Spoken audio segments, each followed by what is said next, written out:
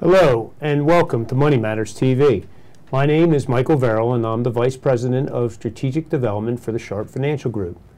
We provide a unique process of integrated financial management to help entrepreneurs maximize business value, increase cash flow, reduce tax liability, and create a plan to help transition the most valuable asset to long-term family wealth and future legacy. Thank you for joining us for our continuing discussion on growth stories, where we hear from entrepreneurs and advisors who share secrets and advice on what business owners need to know to grow. From time to time, discussions involving technology, life sciences, and healthcare companies may be discussed on this show. Those discussions are not and should not be viewed as financial advice. Moreover, since the program is pre-recorded and shown at a later date, some of that discussion may no longer be relevant. You should always seek advice from your financial advisor before entering into any financial transaction. I'm joined today by my co-host, Rhea Bears, Vice President with CBRE, a global real estate consulting firm. Ms. Bears has spent the last 15 years focusing on research and consulting to help corporate occupiers of space. She also heads up the media and technology practices in Philadelphia, where she focuses on high-growth technology companies developing real estate strategies to help support their business objectives. Rhea also serves as the Program Development and Outreach Committees for Tech Girls, an organization that helps expose middle school age girls to careers in technology. Hello, Rhea. Thank you for joining me on Growth Stories. Thanks, Mike. I'm glad to be here. It's always good to catch up. Do you want to share what some of the things are that you've been working on recently? Sure. So recently I'm working on a presentation, a bit of a roadshow to talk about disruptors of our physical space. So some of the things we're focusing on and educating people on are the autonomous vehicles, cryptocurrencies, and really the blockchain technologies behind them, as well as artificial intelligence, virtual reality, and mostly immersive technologies. Oh, interesting. Yeah. Give me an inside discussion on kind of how AI might impact the real estate world. Sure. So one of the things that we're really looking at is more along the lines of the immersive technologies, but a lot of it is in corporate settings. These technology companies that move quickly are looking to view spaces and oftentimes don't have the bandwidth to fly into cities. Okay. So at that point, you're using the artificial intelligence as well as the immersive technologies to be able to tour those spaces virtually. Oh, interesting. So big global real estate footprint, and you can fly around just from your desk. Yeah, exactly. Yeah, that's it's great. Yeah. Good, good. Before we introduce our guest, we have a question from one of our viewers. Great. Victor Reed from Philadelphia would like to know, and this is right up your alley, what are the advantages of shared office space for businesses? Oh, sure. So as you know, every size company is using shared office space at this time. It's just been a game changer for startup or smaller companies. There's no barrier to entry, low capital cost, and then also there's no long-term need to sign a lease. Larger companies are really moving towards the shared office space, especially if they have projects where they want to be near their clients. Another thing that we're seeing is some of my clients that have a temporary need or the need to get started quickly, they'll move into that. Then there's the component of it's a membership as opposed to a lease, so it's a different accounting treatment. Okay. So, you know, it's really shifting. Now you're even starting to see some of the larger co-working providers doing dedicated office buildings for large companies. Oh, so wow. It's just taken off. Interesting. Yeah. We'll look to see how that evolves over time. Absolutely. People like the flexibility, I would guess, of that shared office space. So that's No great. doubt. Yeah, good, Yeah. good. It's always great to hear from our viewers. To submit for a future show, here's how to send your questions to Money Matters TV. You can have your questions answered on Money Matters. Please go to our website, money-matterstv.com. On our homepage, click on the banner on the right that says, Send us your questions. While you're on our website, you can find information about our host and guests, as well as show notes and links about this show and past shows. Money Matters is also available as a podcast on iTunes and Stitcher, so you can listen to Money Matters while you're on the go. That website address, again, is money, M-O-N-E-Y, -matters, M-A-T-T-E-R-S, TV.com. Sometimes chance can be a catalyst for opportunity. When an ankle injury forces this crafty entrepreneur to miss his baseball season and end up getting a job in his senior year in high school, he has introduced the business and never looks back. We are pleased to introduce our guest today, Michael Rappaport, CEO of Chariot Solutions. Mike, Rhea and I are happy to have you as our guest today. Before we get started with our discussion, we'd like to see if you could give us an overview of Chariot Solutions and a little bit about what your company does. Sure. Well, first of all, thank you very much for having me. Chariot Solutions is a technology consulting firm that specializes in custom software development. Primarily, we help companies solve complex business problems using technology. And for the past 15 plus years, we have been designing and developing software for customers in the Philadelphia area as well as around the country and around the world. Today, some areas of focus are mobile app development, big data, and the Internet of Things. That's great, Mike. We're so glad to have you here. So Mike called you crafty and always looking for business opportunities in his introduction. What gave you that mindset early on? Great question. It started early on is the key to that one because it was very early. When I was a very little kid, I was blessed with a photographic memory. I was always ahead of kids my age. I had an older brother who's partly, I can thank him for this, because he was 2 years older, and my mother was always a teacher her whole career. She would teach him, and whatever he was learning, I would learn by being within earshot of that. And sometime in elementary school, he learned about capitalism. My mom was teaching him about it, and I was listening, and wait a minute, you know, and asking questions. And what she was painting the American dream, this picture where anyone could compete. I knew about sports as a kid. I did that from the time I could remember. And this was an open competition. You didn't have to come from money or be connected with people. Anyone could compete. You had to have a way to create value in this thing. But ever since I heard that, I felt I was born for this. To me, I was cut out for this. This is what it was all about. And I was very young, but a few years later, when I was in 7th grade, I was part of a small group of kids that would be bused one day a week to a different school as a gifted program. We would study art and communications and technology. And I was exposed to a computer, a real computer for the first time. I mean, it didn't even have a screen. It was a printer basically with a keyboard on it. But you type something in and hit enter, and then it responded back. Right. So even if it was a game you were playing, someone could program this thing. My mind just exploded from that time. All this, I had the mindset of an entrepreneur. It was all about, I'm going to own my own business. And once I saw technology, that gave me more ideas of what kind of business. So what business could I do where it leveraged technology to gain a competitive advantage? I was only in 7th grade, and I was only 11 years old because I'd skipped a grade earlier. So it was a little early for me to start businesses. But from that time, all I did, I got Entrepreneur Magazine, I got my entrepreneur kit, starter kit. I researched constantly every kind of business you can imagine that involved technology. And I even started some, I won't call them businesses, we'll just say ventures at the time to make money and to prove out some things.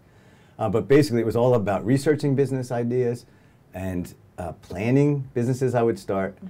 The only thing was I still had college in the way. You know, this is now brings me all the way to... Not to mention high school. This brings me all the way... Well, in high school I was doing this. This is all throughout high school. A lot of entrepreneurs have that. They feel like, you know, that college is almost a hurdle that they can get over to get That's to how I felt. Just Right. time-wise, I didn't want to wait. I was so hungry. And I actually got a break. It didn't feel like a break at the time. But my injury, when I was a senior in high school, I got injured and was forced to miss my senior year of playing baseball. So the reason that was a break is it enabled me to get a job. If I couldn't play baseball and go to practice and do all these things, I went and got a job. And that first job changed everything, really, for me. So you met an early mentor in that first job. Tell Jerry, I think you said his name was, Jerry Zaslow. Yes. Talked a little bit about that. Now, we always see the ingredient of that passion, that energy you talk about, always looking for that business angle. That we see that a lot of entrepreneurs, but I think a key thing that usually sets successful entrepreneurs apart is an important mentor early on. Absolutely. So talk to us a little bit about that. Tell us that Sure. story. I really like talking about my mentors because I've had some great ones, and I have no idea where I'd be without them. And that first job, so I was just started in high school, after school, part-time, doing grunt work, whatever the lowest level type of work you can do was. But at the end of the year, for the summer, before I was planning to go to Drexel, and before I started, I worked all summer full time.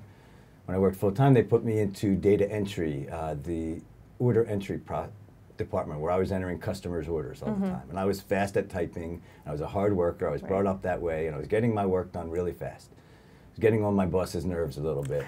She gave me some more work, but I was still getting it done fast. And before long, she sent me up to the president's office. So that was Jerry Zaslow. I went up to his office, the president. The company was called ATD American. ATD has been around now for probably about 90 years. Wow. Jerry Zaslow is still going strong at the age of 92. Wow. I ran into him recently. That's great. And I went to his office, and he commended me for my work ethic and getting my work done fast. And he actually asked me what I wanted to do with the rest of my time, how other ideas I had for how I could help ATD with my time. I couldn't believe that he was asking me this. Right. So I told him about my passion for technology and business. Right. And it was overwhelming at that time. I could hardly control it. So he said, well, your timing is great. He said, we just acquired a company, and this company has outside salespeople. Those salespeople are compensated totally different than anyone else at ATD. They get commission based on profit margin. So he wanted me to create these, outside of ATD's regular systems, these sales commission statements for them. So they'd get monthly commission statements that have bar charts on them, shows their total sales, shaded areas shows what the profit was, and then it calculates everything, and then they would get their paycheck with that. So that was incredibly fun. And then Jerry gave me some more work to do around sales reporting, and I was 100% hooked. This forced me to rethink college a little bit. I did go, but I decided to go at night. And it took a bit longer, you know, it took me like 7 years. So you decided at that point you wanted to work full time and just get your degree at night, and Yes. That's great. You couldn't get me out of the office. You really couldn't. As a matter of fact, I had an opportunity to work with Jerry side by side. This man, he's so brilliant. He had documented, ATD, first you should understand, ATD was a conglomerate. They had such different business units. They had, I mean, they've been in textiles for all their years. And they do textile distribution, they even do textile manufacturing these days. But they were in office furniture, and when I was there, they were in office furniture for 30 or 40 years, where they sold in office furniture completely different, with millions of mail order catalogs, versus textiles, 90+% of their business came from government bid, completely different. And the mission was to create, and Jerry, I say the mission, really, he already had done this. He had created or designed systems in a book this fat, he called it his wish list. And in this book, he had systems designed. I mean, checks and balances, controls, everything from the bids and sales analysis all the way back through accounting. It was incredible. And all I had to do was code it, you know, was put his vision into reality using tools. Now, I say all I had to do, I had to learn, because I had to learn more modern tools. So he laid all that out, kind of his idea of what would help his business run more efficiently. And you basically translated that with your technology background. And I would show it to him. I was like his, he used to call us Batman and Robin. He was Batman and I was Robin. That's great. And let me tell you, I was so motivated and I enjoyed it so much. The Zaslow family, they own ATD. And I would work nights, I'd work all the time. You couldn't get me out of there. But one night they had a family meeting and they were all sitting around, and they called me over because I was walking past. And they asked me how I liked my job. I'll never forget this. I said, I probably shouldn't say this, but I feel guilty getting paid for it, you know, and I really did, because So my future was all about owning a business. So this person, this Jerry Zaslow, allowed me to do so many things that would help me. He empowered me, and he empowered people. That's how he was. I did learn a lot from him about this, and so he really got me started. And for the next few years, we worked on these modules, all this suite, front to back modules for a wholesale distributor and even manufacturers to use, which led to other things, you know, ultimately. If I can keep talking, I'll just go from there. I mean, tell the story. Because it's great. One thing led to another. When we created these modules, and my brain is still working, I couldn't sleep at night. So I would work all the time, and then I would go home and not sleep and just think about business ideas. One of the ideas was right in front of me. We had these modules that they were already somewhat generic because they were designed for such diverse business units. We could further genericize them and commercialize them and have a product. And with some market research, we found that the mid-market for distribution and accounting software was really underserved. So we're high-end and then we're low-end, but it was not really the mid-market. And so we ended up launching a company. This goes way back, but we launched a company in 1988 called Skylight Systems as a subsidiary of ATD. Wow. Based on all of Jerry's ideas and your technology, filtering all of that into applications that could be applied to so many different kinds of businesses. Right. That's the truth, especially accounting-wise. It was very universal in that sense. So did you jump in and run that business right away? I did not. Okay. I was like 20 years old and definitely not qualified for that. So there was someone that I worked for. So I was the impetus for starting the business, but there was someone that was older and wiser who was in position, who ran it for the first 4 years, as a matter of fact. And I wanted this so bad, and we started it, but the question was, well, who's going to sell? And this is something, people don't believe me. People that know me now, they don't really believe me about this. People who knew me then, they know it's true. First of all, I said I would sell, because someone had to sell, and I was really hungry. Right. The last thing on earth I wanted to do was sell. I was an introvert, and I was shy, and if I wrote software for you, I could show you that software, I could demonstrate it with confidence. That's different. You want me to make a cold call off of a list? Somebody I never met before? I was so nervous. I would dial all the numbers but the last one and then hang up, and then I was working from a script. And I was bad. I was slower than most people would pick this. I was a sharp kid, but some things I was slower with. And I remember it was months of trying to work on these phone skills before I could even use my own brain on a call. Generally what would happen is I'd go through the script, I'd make the call, and then when I was finished, there were questions I didn't ask. I had to call them back all the time. But I was so hungry, I had such desire to do that. So for the early years, I couldn't run it anyway, the company. I really had to work hard on learning how to sell and learning how to not be shy. It's really hard. Now I don't shut up. Right. That kind of change is possible. Yeah. Yes. So Skylight was I did run it. Ended up running it for about 10 years. Okay. And, we had a very fun time, a great run. We did a lot of things, but there were some things that we could have done better. That, I feel like whenever I tell people about it, I don't just tell them about the great things. I try to bring up things I learned from this. And I learned. When you took over Skylight, was that a planned event? Was that something, the situation just kind of came out of where the business was at the time? How did that happen? It was not a planned event. The reality was the person that was running it was, he was super conservative. And ultimately Jerry felt we couldn't there was risk needed to be taken. And I was a kid and had nothing to lose and was willing to take risks. The truth is that one of the lessons I learned, I didn't take enough risk. And I thought I was willing to take risk. We started this business, but I was spending someone else's money. And it's an odd feeling, I'm a person all about honor and integrity and team player and these things. And if I spend their money, but it's a risky thing, it could be a waste of their money. And that's not how the way to do business is you have to spend money. And it is a risk, and you can, but I had to communicate. If I had to do it over again, I would communicate more with those financing our activities and discuss the challenges and the risks that are involved, and we would choose and we would spend more and we would grow more. So if I had to do it over again, it was definitely one of the main lessons I learned. And one of the others is about focus. I had this company, it was all about software, it's about product. I got some big customers, Citicorp and Mobil Oil before the Exxon Mobil merger, and a division of Ford. It used to be a division of Ford called Visteon, these giant companies, and they licensed our software. But they had their own work to do. Mobil was building a global energy system, and they convinced me to lend them mentors that could serve one mentor in each of their project teams, developing the system. Well, that took years for that system, and I had some of my best people out in between New York and Virginia during that time. And I would, if I had to do it over, you need to focus on product. If I wanted to do services, you do it separate. You don't let it interfere with your product. So those were incredible lessons. I mean, today it just so happens I have a business that's purely services. At least you know the difference, right, and how to manage that, right? Yes. And it's just a different way to manage your margins and absolutely, and your resources. That's great. So at the end of that 10-year tenure, it was really time to go out on your own. What was the next step? So it came as a surprise, really, to me. After running this business for about 10 years, the parent company, ATD, had run into some increased competition.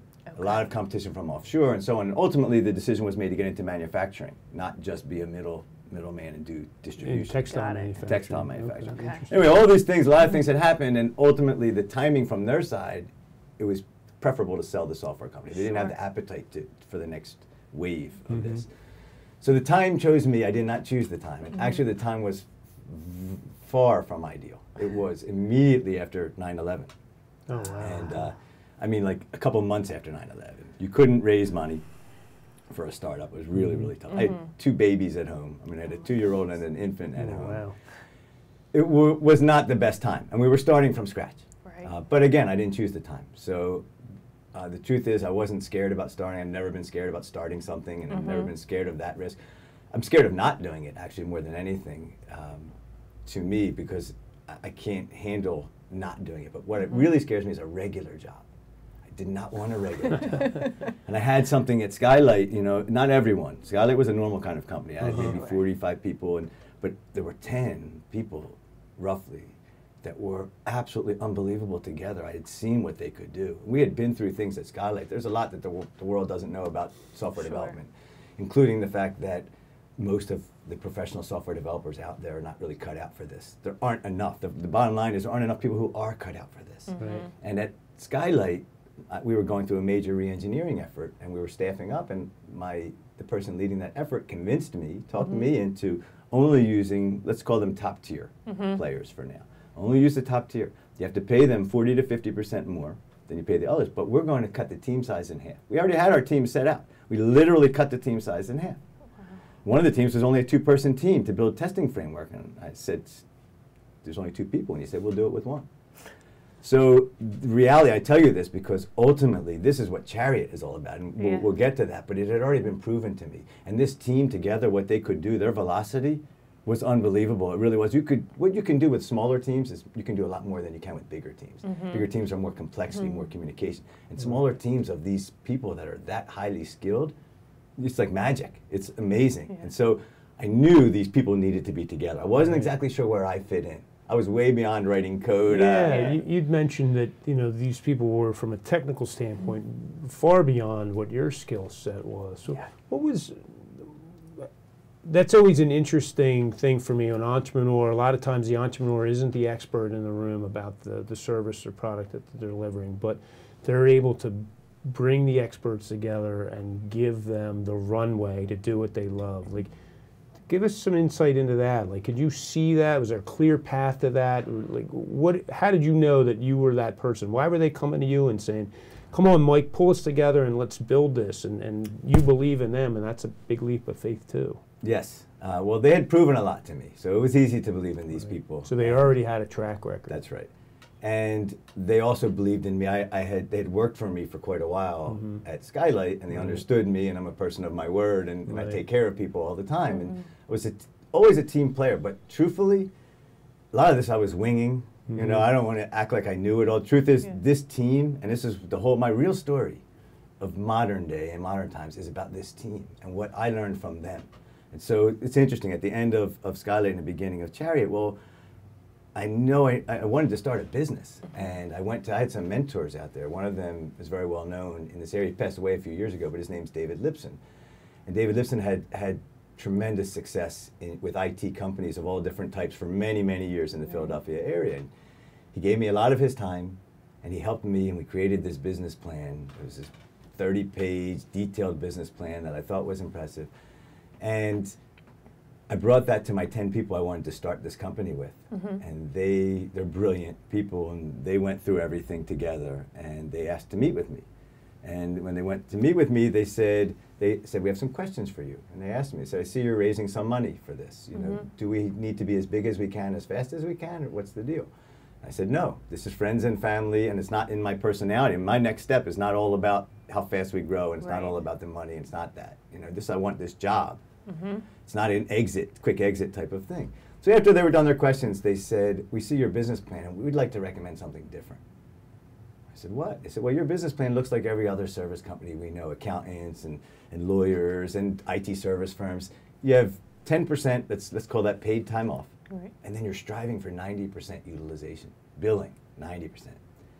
They said, we'd like to propose something different. First, if growth isn't the most important thing to us, we'd like to have a competitive advantage in the area of quality over quantity. We would like to only take from the top tier like we did at Skylight. It means we're going to, by definition, we will limit by the nature that we're limiting our growth to when we can find these people that are so hard to find. But the reason we're doing this is because it will create a brand, it will create a reputation. And we really can do the job with half the team size. So we're giving value to the customers because they need many fewer people. They can look at an hourly rate, it might be 40 or 50% more than someone else, but you're doing it with half the team size. It's not double. So ultimately, it's the better, faster, cheaper model. It really works and it really can happen. And so they said to me, but they framed it for me. They said, we're manufacturers. We look at ourselves as custom manufacturers of software, but we're not held to the same standards. No one in IT. Our standards for IT success they're embarrassing. The most optimistic estimates for project success in IT is 70%. They said, we don't want that. We want to be held to the standards of other manufacturers. They're in the mid-90s. Custom manufacturers, you should be in the mid-90s. They said, we have a way to do that. I'm all ears. They said, we start with the hiring discipline. We only hire these top people. They'll take care of us. Secondly, we have to keep these people. Everybody wants them. So in order to keep them, we propose a different model. We strive for 80% utilization. We have 10% paid time off, and we want another 10% to invest in professional development for these superstars. Whatever they're passionate about. Is it app security, cybersecurity, performance, all these different, there's so many different areas. And we make sure they may want the time to hack on an open source project or to get trained in something or to go to a conference. This was their idea. It was a great idea to keep them. And then the third component was project discipline. They said, even if you have the right people, you have the best people, if you take a job for which you're not a great fit, you're not going to have mid-90s%. So if we can have the discipline, everybody's saying to me, if I can have the discipline to go with this will be fun, this will be great, this is what we want to do. We'll deliver. And we laid out our priorities there in that way. And so I brought it to David Lipson, and he laughed at me. And he said, it's funny. He said, how are you going to make money in this? I said, well, we can do it with half the team size. We're not charging double. And he said, well, nobody knows that. Everybody says that. And so it was really risky. And I went back to the team, and we talked. And I think more than anything, I had faith in them. I was willing to do this. As a team, you can do things. But for me, the most difficult part at that time, I'll never forget, is it was a life changer. Everything I had done to that point, and you bring this up about coaching or getting the people together, I was the master of disaster before that. At Skylight and everything, I knew the product best. I could write the code the best. I just only had so many hours, so I had other people. I could sell it the best. I could do all these things. But I was a limiting factor. I'm just one person. Again, I had to learn things. And ultimately, with Chariot, the transition was to allow my success to be dependent on other people, more than being dependent on myself. Once I accepted that, it wasn't hard to go with this. And they were 100% right. They were so right from the very first job we ever did. We're not like other people. We get out there and they're like, wow, I would trade my other consultants, give me more Chariot people. We only have so many. And again, that's 15 years ago.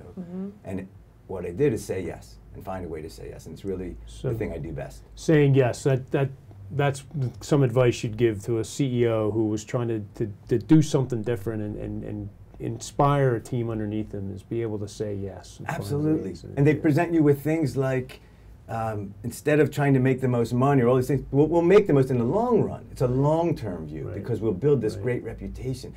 And it sounded unrealistic almost, but it proved to be so true. We've run into many things at times, downs, ups and downs. We went through the bubble bursting, all these things. And my customers want more of my people during the down times. Not less, because they can't afford to fail on the projects they do have to get done. And that's not me, that's all because of these people, because I stuck with them. This has been very fascinating. I know we've only scratched the surface, and I hope that we'll be able to have you back to tell more of the story, because I'm sure there's many chapters yet to be written. So thank you for being on the show today. I want to thank my guest, Ria, for helping me out today. And I'd also like to tell you that the next guest on Money Matters TV will be Charles Ledane, a land developer. As a reminder, you can download the podcast from Stitcher, as well as see programs and YouTube channel on Money Matters TV. Thank you for joining us for Growth Stories.